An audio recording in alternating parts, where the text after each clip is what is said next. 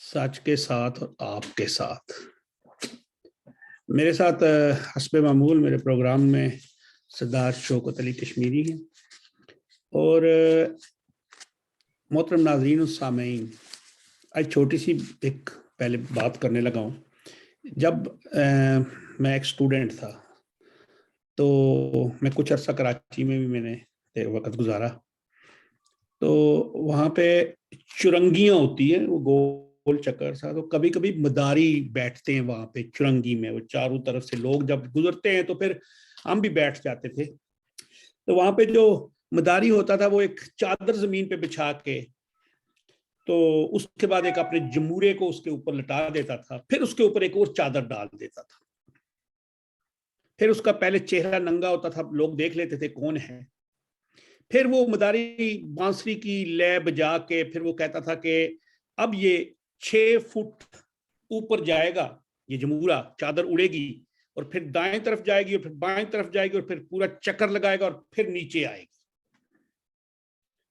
लेकिन वो आधा पौना घंटा जो टाइम होता था वो गुजर जाता था, वो ना ही चादर उड़ती थी, ना ही नीचे आती थी, ना दाएं और बाएं, नीचे की नीचे ही रहती थी। और आखिर में वो पैसे मांगना या अपनी वो जो उनका जो था अपनी कारो काम का जो हदिया मांग रहा था, जब तोहफा था वो लेता था। वही हाल है मुमलकत खदारात पाकिस्तान के मोहतरम वजीर आजम का। इन्होंने ऐसा तमाशा लगाया 2018 से कि अभी तक वो तमाशा ही नहीं खत्म होता। कभी माशियत ऊपर जा रही है, कभी नीचे जा रही है, कभी दाएं कभी बाएं, और गार घेर घेर घेर के एहतसाब, चोर चोर चोर। और आज उनके मशीर खास, मुआवने खास बराए एहतसाब, वो कानूनी अमूर और कानून और पता नहीं क्या क्या उनके पास होते थे। उन्होंने दाखिला इंटीरियर भी थी उनके पास, तो आज उन्होंने इस्तीफा दे दिया या उनसे ले लिया। वज़ीर आज़म साहब ने परसों भी कहा उनको कि भाई आपने क्या किया, ना शहबाज शरीफ को फंसा सके हो, ना नवाज शरीफ को, ना मरियम नवाज को, ना कैप्टन सफदर को। ये लोग बाहर घूम रहे हैं, कैसे मुकदमे बनाते हो। तो उन्होंने पता नहीं फिर क्या क्या होगा कि उन्होंने आज इस्तीफा ले लिया गया उनसे। अब वो कहते हैं कि मैं पार्टी में रहूंगा और अपने कानूनी अमूर में जो है ना, अपनी टीम में मैं बिल्कुल अपने मशवरे देता रहूंगा, यानी जैसे मशवरे पहले दिए मजीद देंगे कि फलाने को पकड़ो फलाने। अब शायद कोई दूसरा बंदा जिसकी ख्वाहिश थी सौदे की वो आगे आ जाएगा। तो उसके बाद एक और खबर है, ये मैं शौकत साहब से बात करूंगा कि जनाब सलाम अलैकुम। जी वालेकुम सलाम। वालेकुम सलाम। और सर आज एक तो पहले बात है, मैंने अभी खबर सुनी है, मुझे कंफर्म नहीं हो रही लेकिन सुन ऐसे आ रही है कि लाहौर में एक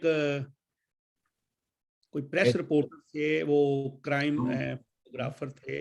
नहीं, एक रिपोर्टर को जो है ना वो शहीद कर दिया गया। कैपिटल टीवी के क्राइम रिपोर्टर थे हसन शाह, उनको उसने लाहौर प्रेस क्लब के सामने कत्ल कर दिया गया। हम तो खैर मजम्मत ही कर सकते हैं, इस तरह कत्ल व गारत बहुत अरसे से हो रही है और खासकर सहाफियों पे ये बहुत बड़ा जुल्म है और इसको ऐसे। उसके बाद टीएलपी वालों ने आज मौलाना फजल रहमान साहब से मुलाकातें भी की और वो कह रहे हैं कि हुकूमत जो है ना वो हमें वो जो वायदा था उसमें कह रही है कि अपोजिशन साथ नहीं दे रही, आप क्यों नहीं, उन्होंने कहा हमें तो पता ही कोई नहीं है, मौलाना असद रहमान साहब ने कहा। तो मुझे शक पड़ता है कि ये टीएलपी दोबारा कोई थोड़ी सी ना फाल होगी अभी इंशाल्लाह इन दिनों में। नजर ऐसा आता है कि अब इनकी थोड़ी सी ना वो जरूरत है इनकी अभी दोबारा।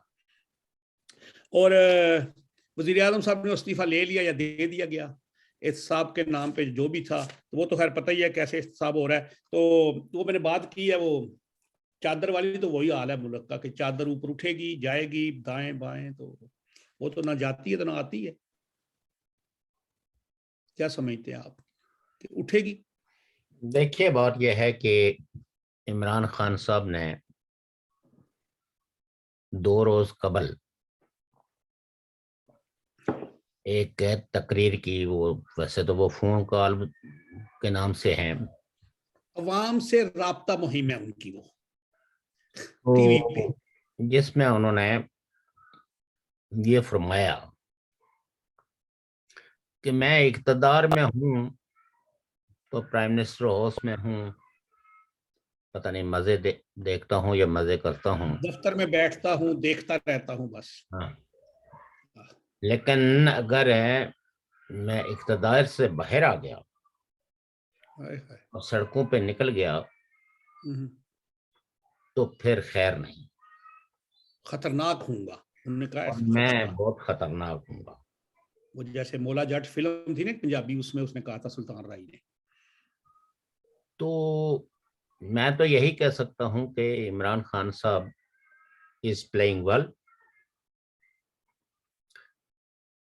چونکہ پاکستان میں تو پلے ہی ہو رہا ہے،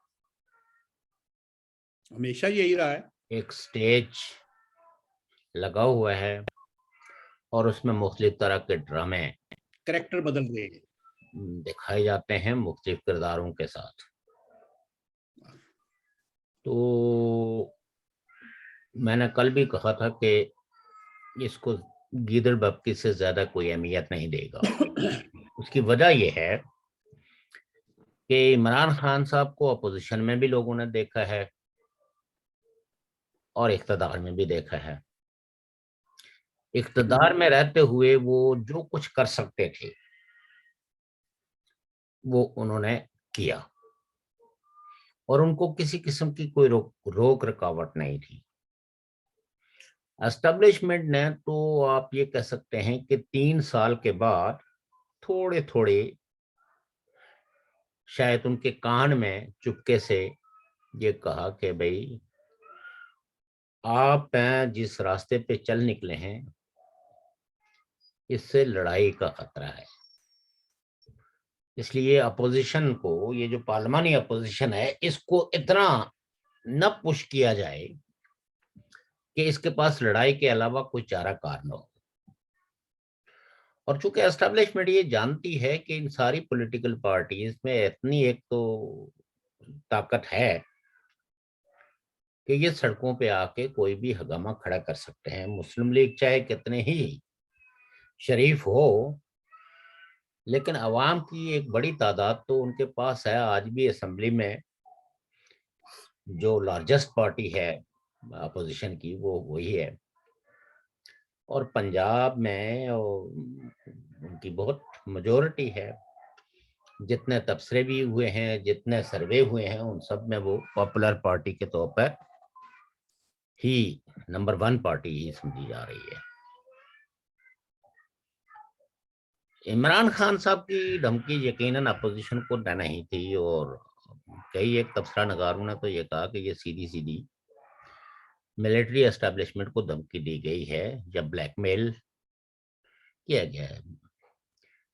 میں بلیک میل تو نہیں کہوں گا، اس لیے کہ سویلین چاہے کوئی کتنا ذوالفقار علی بھٹو صاحب سے تو کوئی طاقتور لیڈر تھا نہیں، جی، کارڈ کے اعتبار سے بھی وہ بہت بڑے تھے، اور عوام کے اندر ان کی جڑیں بھی بہت مضبوط تھی کہ ان کا نام لے کے آج بھی پیپلز پارٹی زندہ ووٹ ہے لے رہی ہے، اور ووٹ لے رہی ہے۔ بالکل۔ تو وہ بھی اسٹیبلشمنٹ کا جھٹکا نہیں سہ سکے، چونکہ پاکستان کی اسٹیبلشمنٹ اتنی طاقتور ہے کہ ان کی طاقت کے آگے کوئی سویلین لیڈر جو ہے وہ اتنا طاقتور ہو نہیں سکتا کہ ان کا مقابلہ کرے۔ اس میں آپ یہ کہہ سکتے ہیں کہ نواز شریف صاحب نے کئی دفعہ جیت ہونے کے باوجود بھی ایک ایسی صورتحال ضرور پیدا کی کہ جس سے اسٹیبلشمنٹ کو خطرہ لاحق ہوا، لیکن یہ خطرہ بھی تبھی اگر نواز شریف صاحب کی عوام کے اندر کوئی فوٹنگ نہ ہوتی تو یہ ان کے لیے کوئی خطرہ نہیں تھا، چونکہ نواز شریف صاحب سے بھی زیادہ سخت تقریریں کرنے والے پاکستان میں موجود ہیں۔ آپ بلوچ رہنماؤں کی، پشتون رہنماؤں کی، سندھی رہنماؤں کی اگر تقریریں سنیں، بالخصوص نیشنلسٹوں کی، تو ان کے مقابلے میں تو انہوں نے تو صرف 2 آدمیوں کا نام ہی لیا تھا نا، اور یہ کہہ دیا تھا کہ بھئی لیکن عوام کی طاقت پیچھے جو ہے الیکشن، لیکن عوام کی جو طاقت تھی جی، وہ یہ تھا کہ اگر یہ اس بیانیے کے ساتھ لوگوں کو بھرا گیا تو شاید پاکستان کی طاقتور اسٹیبلشمنٹ بھی مقابلہ نہ کر سکے، کیونکہ یہ تو تاریخ کا ایک ایسا فیصلہ ہے، تاریخ نے واقعات کو اس طرح تحریر کیا ہے کہ بڑی سے بڑی طاقت بھی عوام کی طاقت سے زیادہ بڑی نہیں۔ جی آپ یہ دیکھیں کہ بادشاہتیں کیسے ختم ہوئی، یہ عوام کے دباؤ سے، کوئی چوف چاپ سے تو نہیں، کسی طاقت آویز سے تو نہیں، کسی دباؤں سے تو نہیں، بلکہ جب عوام کسی طاقت کو تبدیل کرنا چاہ رہے ہوتے ہیں تو پیرس انقلاب برپا کر دیتے ہیں۔ جب مزدور نکلے تو انہوں نے اوقات کار 8 گھنٹے چھٹی وتھ پے کے اصول منوا کے تو اپنی اسٹرائک ختم کی۔ تو پاکستانی اسٹیبلشمنٹ چونکہ بڑی سمارٹ ہے تو وہ دیچکی کے اندر ہی پانی کو ابلنے دیتی ہے، دیچکی سے باہر ایسا ابال وہ نہیں آنے دیتی جس سے کہ ان کی بساط جو ہے وہ لپیٹ دی جائے اور ان کی جو طاقت کا جو روب اور دبدبا ہے وہ بسم ہو جائے۔ عمران خان صاحب چونکہ اپنی دور حکومت میں، جو میرا کہنا ہے، وہ چاہے جتنے ہوشیار ہوں، جتنے بہادر ہوں، لیکن چونکہ انہوں نے عوام کو ناراض کیا ہے، عوام کے لیے کچھ نہیں کیا، اور جو وعدے انہوں نے کیے تھے ان وعدوں میں سے کوئی ایک وعدہ بھی وہ نبھا نہیں سکے۔ ابھی بھی ان کے سارے دعوے ہی ہیں، اور ان دعووں کا پردہ چاک کرنے والے وہاں کئی ایک لوگ موجود ہیں، ماہرین معیشیات، جو جی ان دعووں کو ٹکنے بھی نہیں دیتے، اور گراؤنڈ کی جو صورتحال ہے، جو مہنگائی کا جو طوفان ہے، وہ بھی بیسیکلی ان کے کسی دعوے کو ان کے قد کاٹ کو بڑھنے نہیں دیتی۔ لیکن جو کہتے ہیں کہ کشمکش ایک دلچسپ مرحلے میں داخل ہو گئی ہے، ان کے 9 رتنوں میں سے کچھ تو پہلے ہی بھاگ گئے تھے، لیکن جو سب سے بڑا وہ تھا نا 9 رتن، جی جو ان کے بیانیے کے مطابق جو کہتا تھا کہ ہم اس ساری اپوزیشن کو تحس نحس کر دیں گے، یہ جیلوں میں سڑ جائیں گے لیکن یہ باہر نہیں آ پائیں گے۔ جی تو آلموسٹ وہ فیل ہو کے آخری جو اجلاس ہوا، اس اجلاس میں انہوں نے تو کہہ دیا کہ دیکھو نواز شریف صاحب کو لانا جو ہے وہ اتنا آسان نہیں ہے۔ آپ یہ دیکھیے کہ برطانیہ کے اور امریکہ کے کئی معاہدے بھی ہیں اور ان کی ریلیشن شپ بھی بڑی کورڈیل ہے، اور وہ دونوں، اگر امریکہ کا کوئی دشمن ہے تو برطانیہ بھی اس کو اپنا دشمن ہی سمجھتا ہے، اور برطانیہ کا کوئی دشمن ہو تو امریکہ بھی اسے دشمن سمجھتا ہے۔ اتنی کامنالٹیز ہیں۔ جی اور پھر جو ملکہ ہے وہ امریکہ میں بھی اتنے ہی قابل احترام ہے جتنی برطانیہ میں ہے۔ انہوں نے کہا کہ دیکھیے وہ تو جو عارف نقوی، وہ ابراج کے جو جی چیئرمین تھے، تو ابھی تک تو امریکہ ان کو لے جانے میں کامیاب نہیں ہو سکا۔ کچھ ذرائع تو خبریں دے رہے تھے کہ وہ ان کو اپیل کی ہوئی، عدالت نے ایک دفعہ فیصلہ دے دیا ان کا، لیکن ابھی اپیل ہے ان کی۔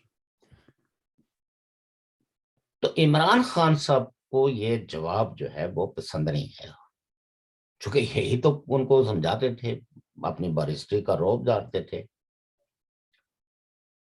اچھا، نیب کا بھی ادارہ ایک ایسا ہے کہ یہ اپنے قیام کے وقت سے ہی اس لیے متنازع ہے کہ یہ کرپشن سے زیادہ دلچسپی اس میں وفاداریاں تبدیل کرنے کی رہی ہیں اس ادارے کی۔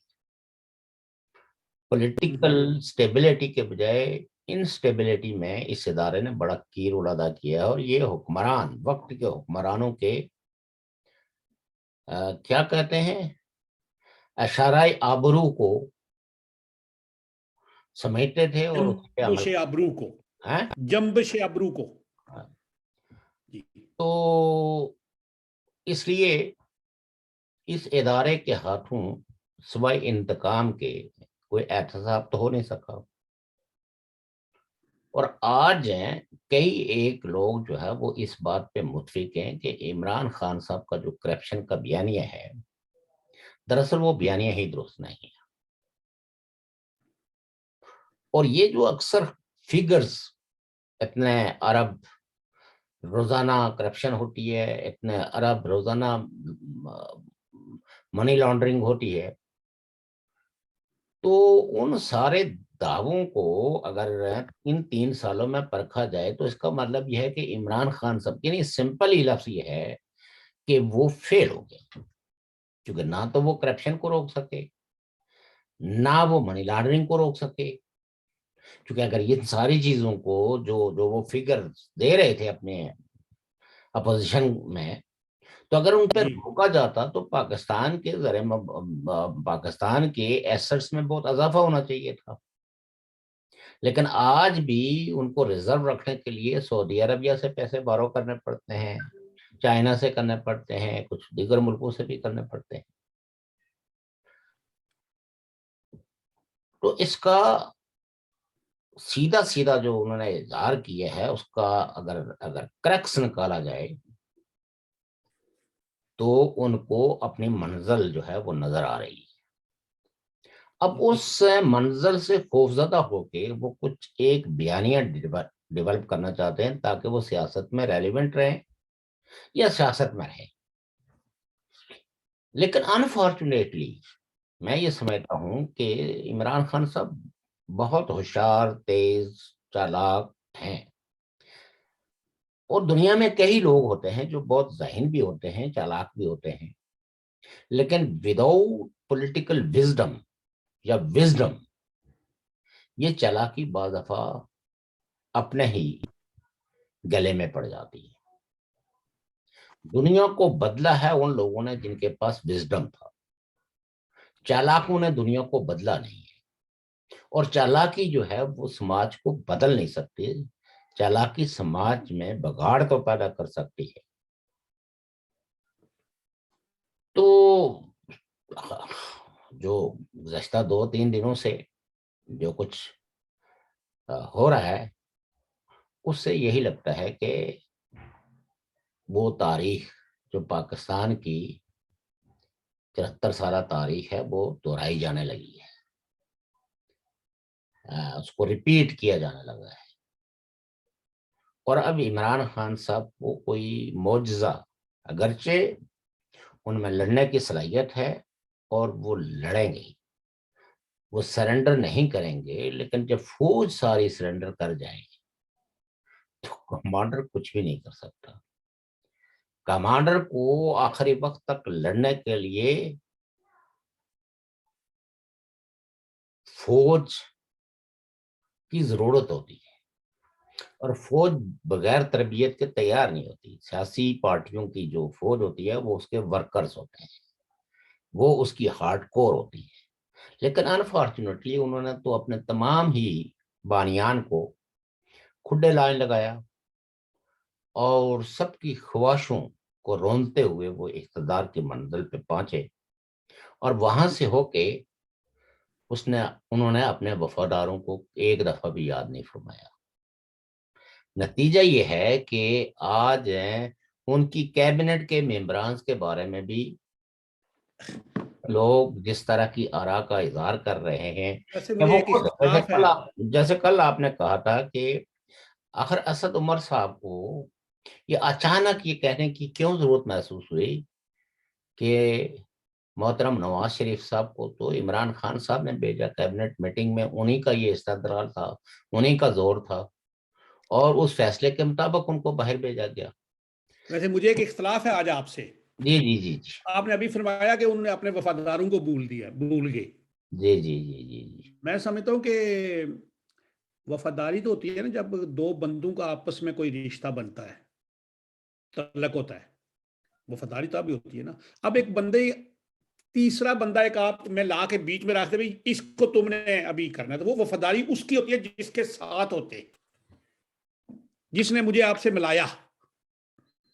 میں دیکھیے بات یہ ہے نا کہ میں کوئی بحث نہیں نہیں ویسے میں عرض کر رہا ہوں. یہ کہتا ہوں کہ ہر لیڈر کے ساتھ کچھ وفاداروں کی ٹیم ہوتی ہے، لیکن لیڈرشپ کے یہ وفاداری بشرط استواری میں بدلنے کے لیے لیڈرشپ کا اپنا رول اور اپنا رویہ بڑا اہمیت کا حامل ہوتا ہے. نئے لوگ جس وقت آتے ہیں تو تعریف کے سانچے میں، یعنی آپ کو بوتل کے اندر بند کر کے اوپر سے کاک بھی لگا دیتے ہیں. یہ لیڈرشپ کا وزڈم ہوتا ہے کہ وہ تمام تر جال بننے والوں کے وہ اپنے وفاداروں کو ایک لمحے کے لیے بھی نہیں بھولتا اور انہیں یاد رکھتا ہے اور ان کے ساتھ اپنے وعدے نبھانے کی کوشش کرتا ہے. میں نے یہی کہا کہ عمران خان صاحب اپنے وفاداروں کے ساتھ کوئی وفا نہیں کر پائے.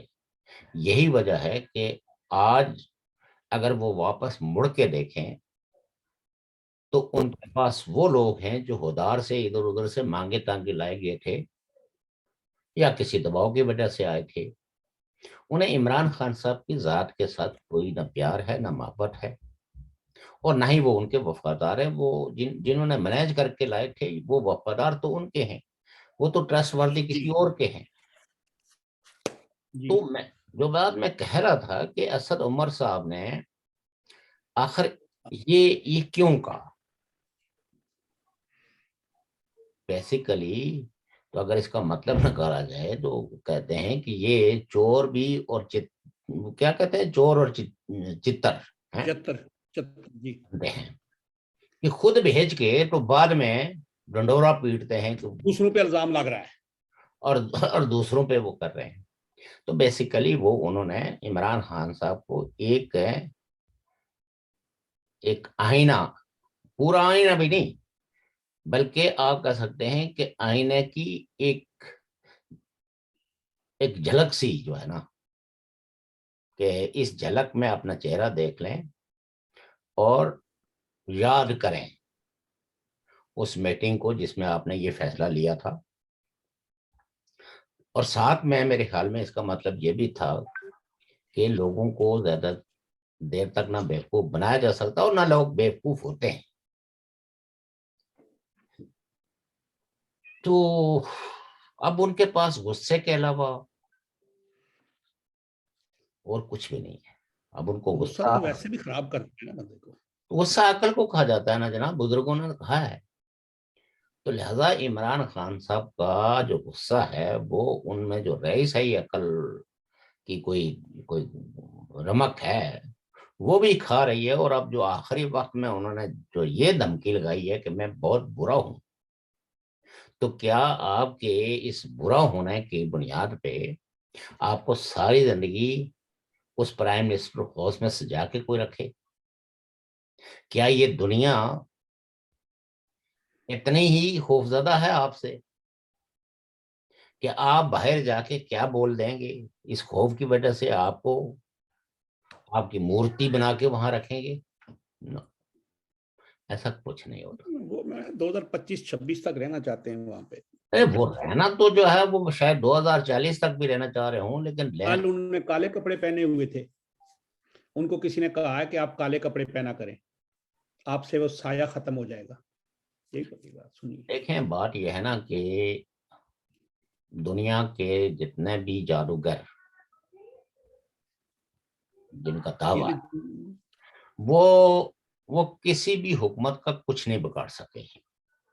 یہ حکومتوں کے اپنے اعمال ہوتے ہیں، ان کے اعمال ہی ان کا جادو ہوتے ہیں. اگر اچھے اعمال کریں گے تو وہ جادو چل جائے گا اور اگر برے اعمال کریں گے تو ان کا احتساب شروع ہو جائے گا. لیکن کبھی کبھی وہ پیشین گوئیاں بھی صحیح، بابا ڈونگا کی پیشین گوئیاں بھی صحیح ہوتی ہیں. میں یہ جو ہے نا پیر پنچر اور دوسرے تیسرے ان لوگوں کے بابا ڈونگا وہ البانیہ والی خاتون نبینی، یہ دیکھیے وہ میں ان چیزوں کو بلیو نہیں کرتا ہوں فرینکلی.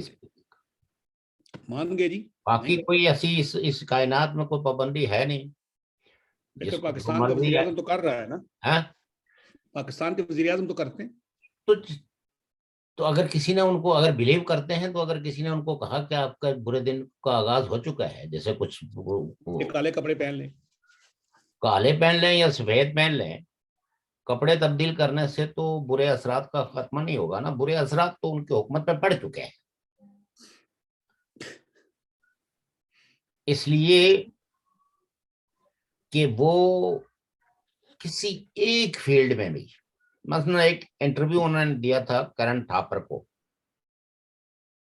जी 2000 आई थिंक के 13 थी, या कोई इलेक्शन कैंपेन से पहले ही। तो क्या पाकिस्तान की इन्होंने तो आसान रास्ता निकाल लिया ना कि दूसरे का ही बयानिया अपना लिया जाए। तालिबान के बारे में बिना सोचे समझे जो प्राइम मिनिस्टर की कुर्सी पे बैठा हुआ शख्स है, पूरी दुनिया को देख रहा है कि दुनिया उनसे क्या तकाजा कर रही है, और ये उनको ग्लोरीफाई करते थे। आप अमेरिका और पाकिस्तान के जो खारजा ताल्लुकात हैं, या जो बरसा बरस की जो तलकदारी है, उसमें आप उनको कह रहे हैं कि जनाब मुबारक हो, आपने इनको शिकस्त दे दी। तो मायदों में और शिकस्त में बड़ा फर्क होता है। और जिस शख्स की वजह से अमेरिका ने अफगानिस्तान को इन्वेड किया था, वो तो आपको पता ही है, वो तो कोई मुल्ला उमर के खिलाफ तो नहीं थे। वो तो मुल्ला उमर को सिर्फ एक ही चीज कहते थे कि चूंकि प्लान जो ट्विन टावर का है, 9/11 का जो वाकया हुआ है, ये आपकी सरजमीन पे इस शख्स ने लेकिन शौकत साहब, सच कहा या बुरा, मैं अब उस बहस में नहीं पढ़ूंगा, लेकिन उसको नहीं हमारे नहीं, हाथ और बात है। मुल्ला वैसे उमर एक और का। बड़ी बात है, जी ये 11 जो 9/11 हुआ था, जी जी। उसमें जो वो हाई जैकर थे, जिन्होंने वो जहाज उड़ाया या चोरी किया, जो भी किया था, वो तो सारे अरबी थे। उसमें ना कोई अफगानी था ना पाकिस्तानी था। तो आप इससे क्या मतलब लेना चाहते हैं कि तो वो असामा बिन लादेन जो था वो अरबी था, लेकिन उसी मार को पड़ी तो उसी को तो वो मांग रहे थे। तो मार पड़ी पाकिस्तान को। नहीं नहीं, पाकिस्तान को तो कोई मार नहीं पड़ी, अफगानिस्तान पाकिस्तान। को भी पड़ी, पाकिस्तान को भी पड़ी थी, नहीं क्यों नहीं? ना, देखना बात यह अस्सी है हजार बंदे मर गए, शहीद हो जनाब, गए। बात यह है ना, 80,000 बंदा जो है ना, वो अफगान वार की इस वजह से नहीं मरा। वो तो पाकिस्तान के अंदर जो इनके अपने जो जो कौमी असासे थे ना, बुनियाद वहीं से चली ना। वो फुटबॉल इंसानी जी जी खोपड़ियों जी, का वही जो ना है, बुनियाद, तो फिर वो उसके उससे बाद नहीं ही। पड़ी। दूसरी बात उससे नहीं पड़ी, उसके बाद तो आप ये कह सकते हैं कि खौफ के साए आगे थे दहशतगर्दों पे। देखिए, अफगानिस्तान एक ऐसा हब है जिसके बारे में आज भी अगर आप पूरे यकीन के साथ कुछ कहेंगे तो आप गलती पे होंगे। और ये याद रखें कि अफगानिस्तान में तालिबान की हुकूमत उसी अमेरिका ने इंस्टॉल करवाने में तालिबान को फैसिलिटेट किया। और जो नकाद हैं उनके तजिए भी भरे पड़े हुए हैं। तो सो दैट हम उस बहस में वक्त ज़ाया किए बगैर मैं ये कहता हूं कि अभी अफगानिस्तान का, कि अफगानिस्तान किस करवट, ये ऊंट किस करवट बैठेगा, उसकी क्या फाइनल शक्ल होगी, इसके पीछे जो ताकतें बैठी हुई हैं जिन्होंने इस पूरे अरसे के अंदर जो है वो, और फिर ये जो मुज़ाकराती अमल रहा, क्या ये मुज़ाकरात हो रहे थे, कोई स्ट्रेटेजी बन रही थी, ये चीजें जो है वो कबल अज वक्त इनके बारे में कुछ कहना, ये जल्दबाजी हो गई। और पाकिस्तान ने जल्दबाजी में तालिबान की जो जो हुकूमत कायम करने में जो उन्होंने किया, उसको फतह से तामीर करके जश्न जो बनाया है, मैं ये समझता हूँ ये कबल अज वक्त की रागनी थी। दुनिया ने उनको बताया कि अभी इनको देखा जाना चाहिए। और आज भी जो बाइडेन ने कहा है कि सिंगल तालिबान हुकूमत जो है वो कभी भी अफगानिस्तान के अंदर न पीस ला सकती है और ना جو ایشوز ہیں ان کو ریزالو کر سکتی ہے. آج اگر ڈھیروں پیسے بھی طالبان کو دے دیے جائیں تو جن کا تکیہ جو ہے وہ بندوق ہے، وہ اس پیسے کا بھی استعمال دوسرے کی وائسز کو دبانے میں لگا سکتے ہیں، دوسرے کو زندگی دینے میں نہیں لگا سکتے. اور پاکستان نے جس گنائے بے لذت میں شرکت کی، اب آپ یہ دیکھیے کہ اب سب کو بولنا پڑ رہا ہے یہ جو بارڈر پہ جو فینس لگی ہوئی ہے یہ ہماری زندگی اور موت کا سوال ہے. پہلے تو یہ کہتے تھے کہ فرینڈلی حکومت آ جائے تو فینس تو ہم اس لیے لگا رہے ہیں کہ وہاں جو ہے وہ راہ اور موساد اور دوسرے انہوں نے اڈے قائم کیے ہوئے ہیں، اور اتنے انڈیا کے جو ہے نا وہ سفارت خانے، آج تو سفارت خانہ کوئی بھی نہیں ہے. آج تو انڈیا کے اور طالبان کے شاید ابھی سوشل ریلیشننگ بھی جو اتنے زیادہ سفارت نہیں. ریلیشن بھی نہیں قائم ہوئی ہے. لیکن پاکستان کے ذریعے انہوں نے گندم بھیجی ہے ان کے لیے، چینی بھیجی ہے، کچھ بنیادی ضروریات کی کچھ ادویات بھیجی ہیں پاکستان کے راستے، وہ ٹرکوں کی لائن لگی ہوئی ہے.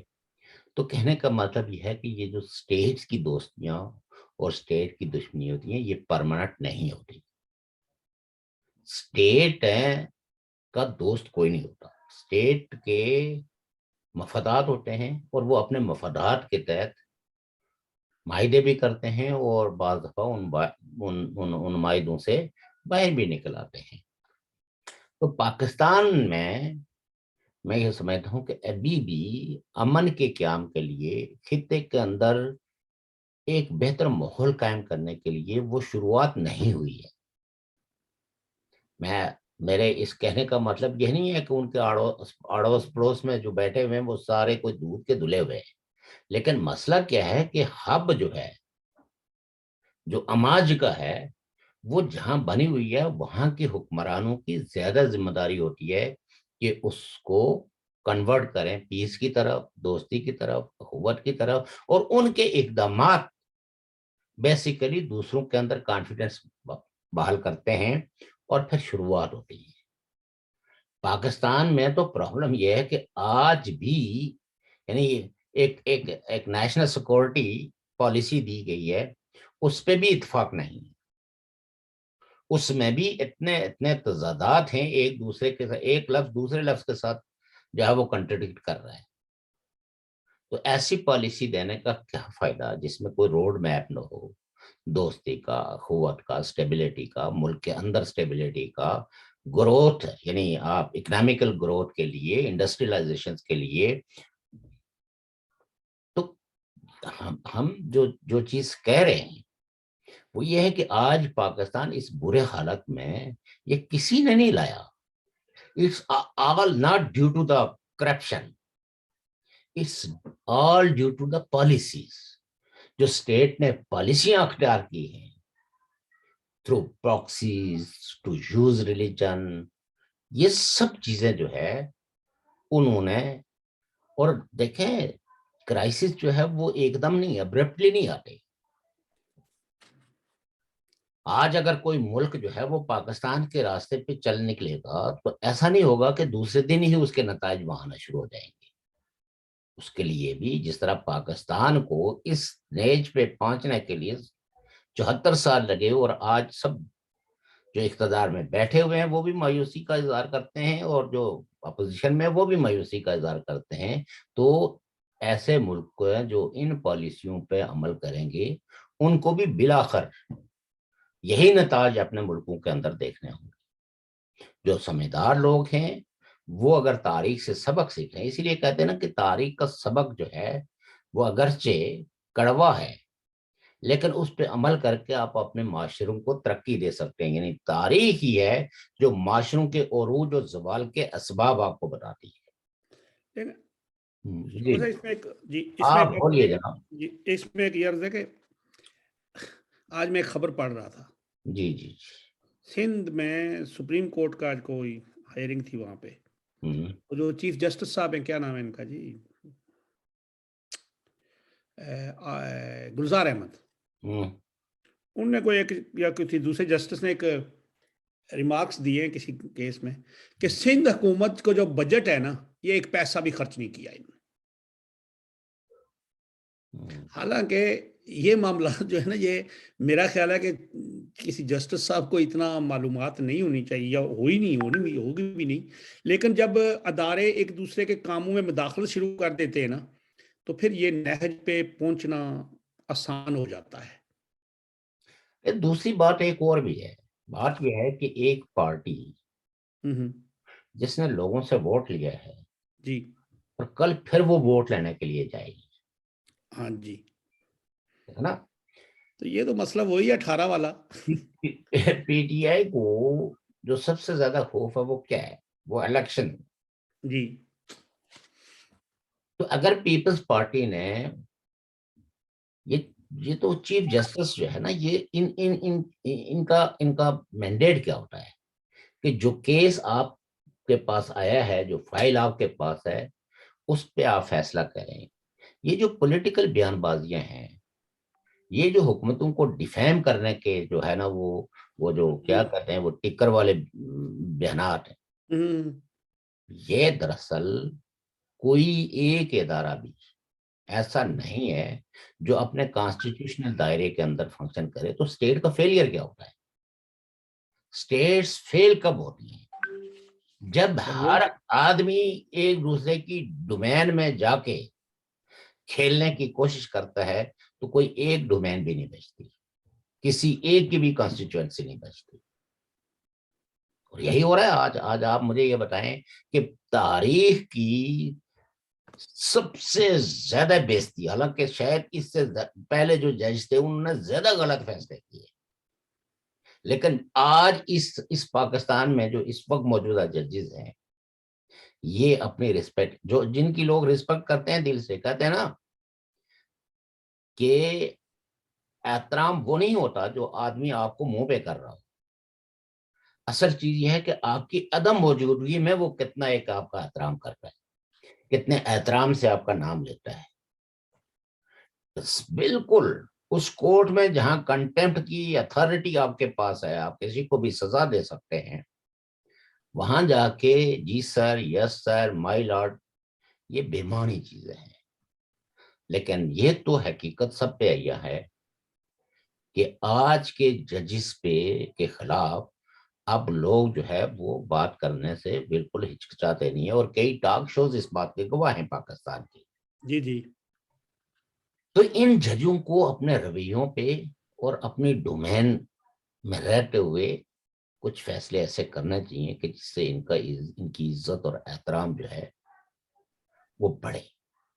ابھی تک جو ان کے اقدامات ہیں، وہ انہوں نے اپنی عزت پہ خود ہی کلاڑا چلایا ہوا ہے۔ وہ 6 مہینے والا مسئلہ ہے جی، پھر لوگ ڈر جاتے ہیں نا، کیا تو کریں۔ پیپلز پارٹی یا وہاں جو حکومت ہے، ظاہر پیپلز پارٹی کی ہے سندھ میں، تو یہ اتنی بڑی بیوروکریسی، وہ چیف جسٹس سے تو تنخواہ نہیں لیتی نا، یہ سندھ گورنمنٹ ہی اپنے ملازمین کو تنخواہ دیتی ہے نا، ٹیچروں کو بھی، ملازمین کو بھی جو ہے۔ وہ ایک مشرف دور میں ایک اوور فلائی برج بنا ہے۔ جی جی جی، جو دوسرے دن ہی گر گیا تھا میرے خیال میں، جی، جس دن افتتاح ہوا اس کے دوسرے دن وہ گر گیا تھا وہ میرے ایک ہی تھا، اور بھی دوبارہ اس کو ریپیئرنگ ہوئی تھی میرے خیال ہے۔ خیال۔ کچھ ہوئی تو ہوئی۔ جی جی، مجھے پتا ہے وہ اور گرا تھا، اس کی جو پیمنٹ کوئی مسئلہ رکا ہوا ہے ایسے ٹھیکیدار کا، تو جسٹس چیف جسٹس کا یہ آپ دیں، انہوں نے کہا جی یہ وفاق کا منصوبہ تھا، تو ادھر انہوں نے فنڈنگ پتہ نہیں کیا ہوا، تو انہوں نے کہا جی عامر نے اتنا بڑا کام کر دیا، آپ نے کچھ نہیں کیا، اور یہ ہے، اور آپ کے پیسے جو ہیں بجٹ یہ ہے، یہ بڑا ان کو۔ تو میں وہ سوچ رہا تھا کہ یہ تو وہی کام ہو گیا جس طرح وہ نواز شریف صاحب کے ساتھ 17-18 میں شروع ہو گیا، 16 میں، کہ یہ ہو رہا ہے وہ ہو رہا ہے، تو دوسری پارٹی کو تھوڑا سا پروموٹ کر رہے تھے کہ آپ اگر ایک حکومت کے بارے میں بندہ کہہ رہے یہ کچھ بھی نہیں کر رہے، پیسے خرچ کر رہے، ضائع کر رہے، کچھ لگا نہیں رہے، تو لوگ پھر وہ سمجھیں گے نا تھوڑا تھوڑا۔ دیکھیے ان ججز کے کسی بھی وہ جو جس کو کہتے ہیں نا ایک ہاکس قسم کی سٹیٹمنٹس کو کوئی بلیو نہیں کرتا۔ عوام میں ہمیشہ اس بیانیے پہ، اور یہ کوئی میں نہیں کہتا ہوں، تاریخ کے بہت بڑے فلاسفرز نے یہ کہا تھا کہ یہ عوام ہوتے ہیں جو حقیقتوں کے قریب ہیں۔ سیاسی کارکن تو ایک رومانٹک لڑائی لڑ رہے ہوتے ہیں، وہ تو ان کا تو تاریخ سے ایک رومانس ہوتا ہے۔ جی، عوام کبھی تاریخ کے لیے نہیں لڑتے، تاریخ عوام کے اس شعور اور اس حقیقت کی نشاندہی کرتی ہے کہ عوام ہمیشہ پراگمیٹک فیصلے کرتے ہیں، نہ وہ فیصلے کرتے ہیں جو معاشرے کے اندر کوئی اتھل پتھل پیدا کرے، بلکہ وہ نسبتاً ان لوگوں کو جو سوسائٹی میں کوئی اعتدال، کوئی سوسائٹی میں کچھ تھوڑی بہت جو ہے وہ بہتری لا سکے. ورنہ کئی ایک پولیٹیکل پارٹیز ہیں جن کے مینیفیسٹو، ان کی لیڈرشپ بڑی نیک، اور ان کی باتوں میں، ان کے مینیفیسٹوز کے اندر عوام کے سارے مسائل کا حل موجود ہے، لیکن لوگ یہ سمجھتے ہیں کہ یہ چیزیں ابھی اس سوسائٹی کے اندر جہاں جاگیردارانہ، سرمایہ دارانہ اور ٹرائبل اقدار جو ہے وہ موجود ہیں، اس میں اتنا بڑا انقلابی مینیفیسٹو یہ سوسائٹی ہضم نہیں کر سکتی، چونکہ انقلابی جدوجہد تو نہیں ہو رہی ہے نا، تو اس کا پارلیمان. کیا حال ہاں، اگر یہ اس طرح کے سسٹم میں ہم لوگ، یہ جس طرح آپ نے فرمایا کہ یہ چل نہیں سکتا، یہ ایسے ہو نہیں سکتا، تو پھر اس کا حل کیا ہے؟ پھر تو پھر یہ وہی ہے جو دوسرے بتا رہے ہیں دیکھیے کہ فرد واحد کی حکومت. دیکھیں ہم نے نہیں، فرد واحد کی حکومت ان مسائل کا کبھی بھی حل نہیں رہی ہے اور نہ آئندہ ہوگی. نہیں، یہ تو ہم کہتے نہیں رہی. میں جو بات آپ کو بتا رہا ہوں جی کہ یہ کنسپٹ، یہ جو پولیٹیکل کلاس ہے، اس کو سمجھنا چاہیے کہ یہ ساری بورجوا پولیٹیکل پارٹیز ہیں، بالکل. اور آپ ایک طبقاتی معاشرے کے اندر جو ہے وہ رہ رہے ہیں جہاں طبقات نے اپنے مفادات کے لیے پارٹیاں بنائی ہیں، اس میں وہ حصہ داری تھوڑی تھوڑی جو ہے وہ عوام تک بھی دیتے ہیں کہ ان کی جڑیں جو ہے وہ لوگوں تک مضبوط ہوں، اور جو کچھ عوام کے لیے کوئی کرتا ہے، جیسے ذوالفقار علی بھٹو صاحب نے غریبوں کی بات کی، کچھ تھوڑی بہت لیجسلیشن کی، کچھ ایسے قوانین بنائے جس میں محنت کش کو تحفظ حاصل ہو گیا، لیبر کورس بنے، تو لوگ آج بھی ذوالفقار علی بھٹو کو خراج عقیدت پیش کرتے ہیں. بھٹو آج بھی ان لوگوں کے دلوں کے اندر موجود ہے. اسی طریقے سے جو پارٹیاں مطلب اس سسٹم کے اندر آتی ہیں، ہم اس سسٹم کی بات کر رہے ہیں، جو پارٹیاں بہت خوبصورت مینیفیسٹو رکھتی ہیں، ان کو یہ بلیو کرنا چاہیے کہ یہ ایک ایوولوشنری پروسیس ہے، اور اس میں عوام کے ساتھ مکالمہ کرنے کی ضرورت ہے. عوام کو یہ چیز کہ آپ اگر انہی مسلطوں کے تابع اور ان حقیقتوں میں ہی زندہ رہنے کی خواہش کریں گے تو آپ کی نسل بدلے گی نہیں. یہ انقلابی پارٹیوں کا فریضہ ہوتا ہے جو عوام کو انقلاب کے لیے تیار کرتی ہے. شوکت عوام صاحب، خود سے انقلاب کے لیے تیار نہیں ہوتے، وہ انہی جو گیون ریالٹیز ہوتی ہیں وہ انہی میں فیصلے کرتے ہیں. شوکت صاحب، ایک عوام کا بھی قصور ہے، اگر آپ برا نہ منائیں تو کہہ دوں. میں برا نہیں مناؤں گا، لیکن میں دیکھیں، ہاں جی 1968 سے چلے جی، بھٹو صاحب کی جدوجہد شروع ہوئی، یا 66-7 سے ہی. اس کے بعد 74-72 میں ان کو حکومت مل گئی، سب کچھ ہو گیا، اور انہوں نے نعرہ لگایا تھا غریبوں کا، یہی کہا تھا، روٹی کپڑا اور مکان. اور دوسرے لفظ میں وہ سوشلزم اور کمیونزم، آپ ان کو کمیونسٹ کو کہے یا کچھ کہے، لیکن سوشلزم کے بارے میں انہوں نے بات کی تھی. اس وقت جو مزدور پارٹیاں، جو جماعتیں تھیں، یعنی مزدور ایک پالیٹکس بھی چلتی تھی.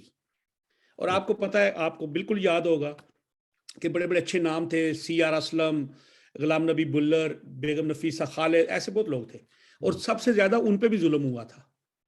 وہی جو سوشلزم کا کہہ کے آئے تھے، انہوں نے اس کے بعد تو پھر لارڈ سسٹم جو تھا وہ لینڈ وہی استعمال کیا نا.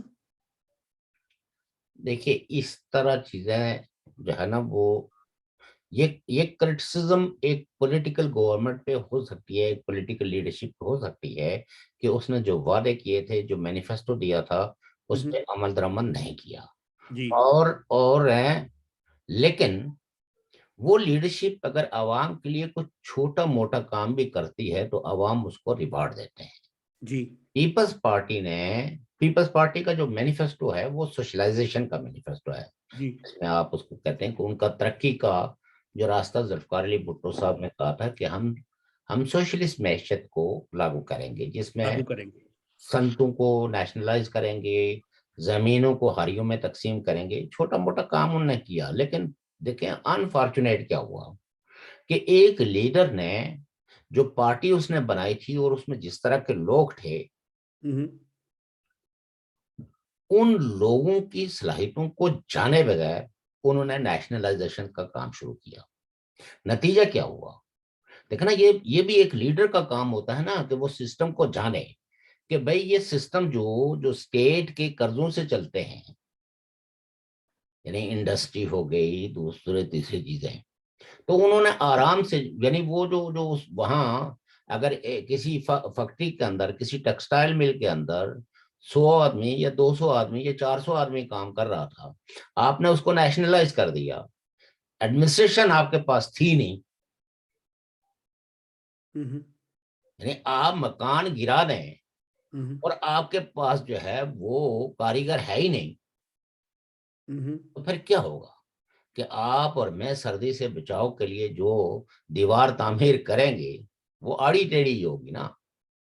ہم نیتوں پہ نہیں گا جاتے، لیکن چونکہ وہاں جو بنیادی غلطی ہوئی ہے، ان کو چاہیے تھا کہ وہ کمپلیٹ لینڈ ریفارم کرتے اور انڈسٹری کو اس وقت تک نہ چھیڑتے جب تک کہ اس ملک کا انفراسٹرکچر جو ہے وہ اتنا نہ ہوتا کہ نیشنل جو آپ کا پرائیویٹ سیکٹر ہے وہ اتنا سٹرانگ ہو جاتا کہ اگر آپ کسی فیکٹری کو نیشنلائز کریں گے تو اس کے نقصان جو ہے وہ پاکستان کی معیشت پہ نہ پڑتے، کیونکہ ساری صنعتیں جو ہے وہ تو بیسیکلی اسٹیٹ کے قرضوں سے چلتی ہیں. جب آپ نیشنلائز کرتے ہیں تو وہ ڈیفالٹر ہو گئی، ختم ہو گئی، وہ ڈیفالٹر ہو جاتا ہے نا کہ آپ نے جو ہے اب میرے پاس ہے ہی کچھ نہیں دینے کے لیے. ایک فیکٹری اگر وہ مزدور کو مطلب ایک فیکٹری چلا رہے ہیں، وہ بینک کا قرضہ بھی واپس لوٹا رہی ہے، تو آپ جب اس کو نیشنلائز کر دیں گے تو آپ نے اس کو بری کر دیا نا، ختم، اس کا لے لیا سب. وہاں سے پیسہ جو بچا ہوا تھا، جو نفع تھا اس کی اکاؤنٹ میں، اس نے پلازے بنانا شروع کیا. تو آپ یہ دیکھیں کہ پاکستان میں ریل اسٹیٹ جو ہے وہ اس نیشنلائزیشن کی کوک سے اس نے جنم دیا، جس کی وجہ سے بے روزگاری ہے. تو بھٹو صاحب ہیں کہ اپنی فورن پالیسیوں کا کمال تھا کہ مڈل ایسٹ کے اندر آپ کا بہت بڑا مزدور طبقہ کھپ گیا. جی ورنہ جس طرح کی بے روزگاری پاکستان میں پیدا ہوتی اس نیشنلائزیشن اور اس افراتفری کی وجہ سے، وہ تو انسانوں کو کھا لیتے.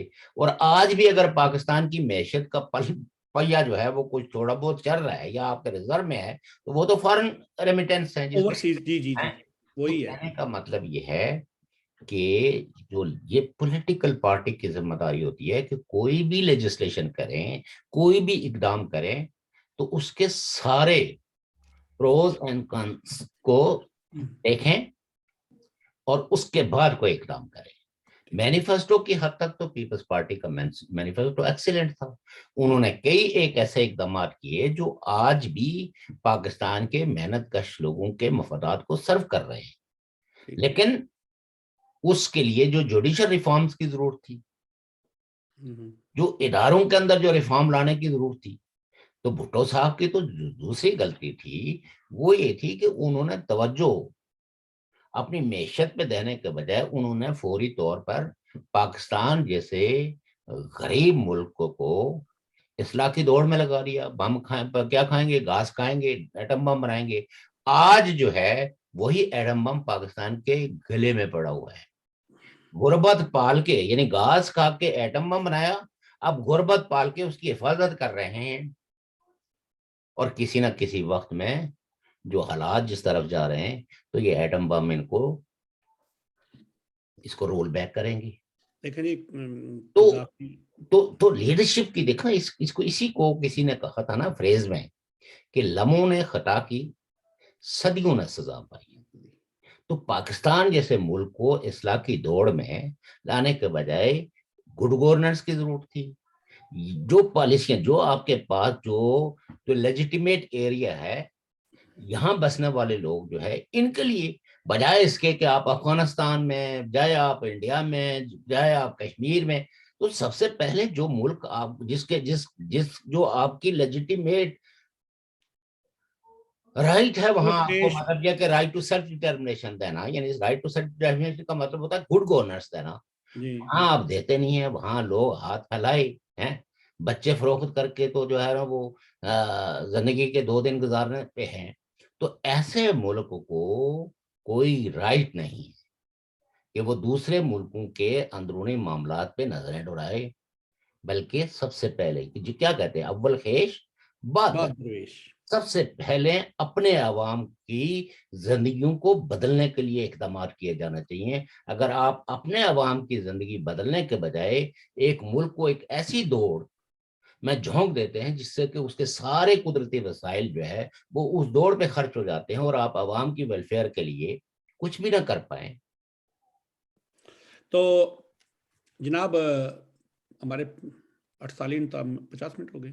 محترم ناظرین صاحبین، آپ نے شوکت صاحب کے خیالات سنے. بات یہ ہے کہ مملکت خدادات پاکستان کو یہ نہ سب بول سے پہلے ضرورت ہے تعلیم کی، صحت کی، بے روزگاری کو ختم کرنے کی، لوگوں کو رزق مہیا کرنے کی اور ایک چھت دینے کی.